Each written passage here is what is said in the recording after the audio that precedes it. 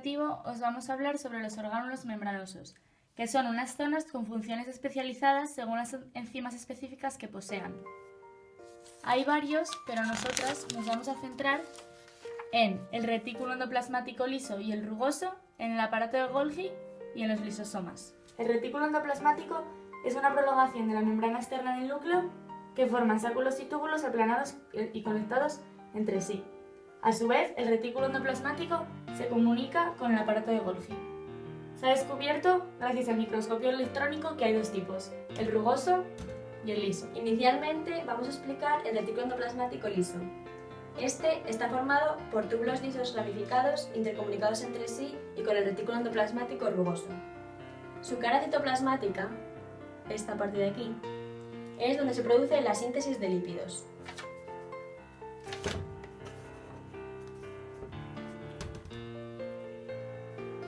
Allí se sintetizan los fosfolípidos de la membrana y se transforma el colesterol en hormonas sexuales esteroides. En el sarcoplasma, que está en el retículo endoplasmático liso de las células del músculo esquelético, se almacena el calcio para la contracción muscular.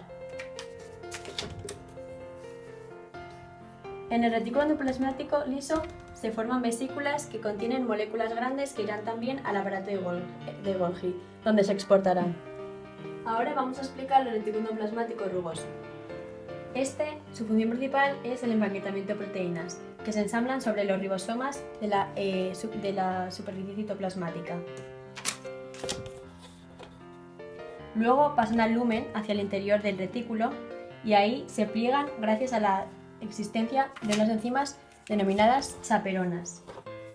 Después se le añaden oligosacáridos o lípidos y se van almacenando en vesículas. Algunas se quedan en el interior del orgánulo y otras son exportadas hacia el aparato de Golgi. El aparato de Golgi se localiza en la mayoría de las células animales al lado del núcleo. En las vegetales suele haber varios y dispersos por el citoplasma. Este está compuesto por dictiosomas, unas pilas de sacos curvos aplastados o cisternas. A diferencia del retículo endoplasmático, contiene compartimentos separados pero interconectados entre sí. Asociadas a las membranas de los extremos dilatados de los dictiosomas se aprecian vesículas esféricas. Debido a esta estructura se dice que el aparato de Golgi tiene polaridad. En los dictiosomas se diferencian dos caras.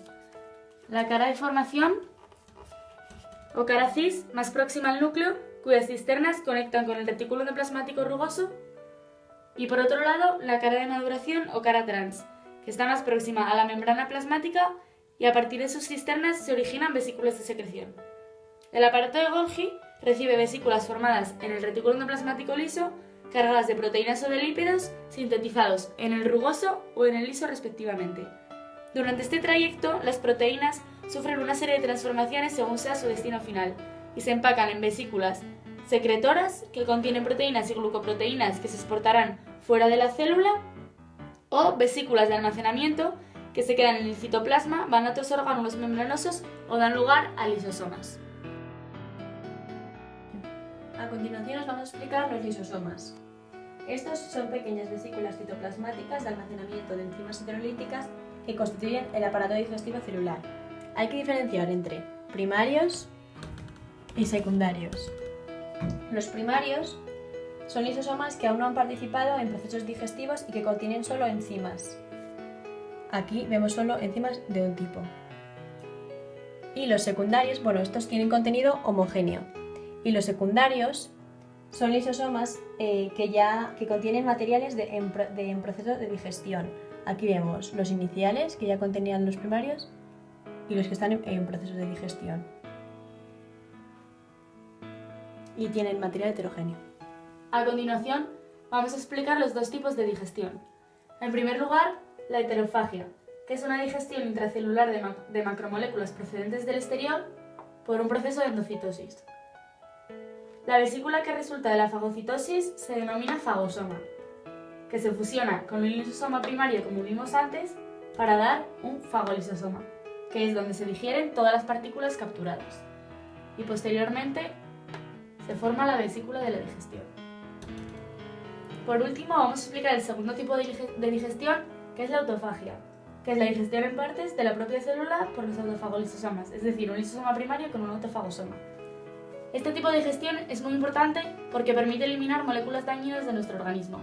Por ejemplo, una vesícula con una mitocondria dañada, al unirla a un lisosoma primario formando un autofagolisosoma, forma un lisosoma secundario con los trozos de la mitocondria dañada, las cuales se digieren y se expulsan de nuestro organismo.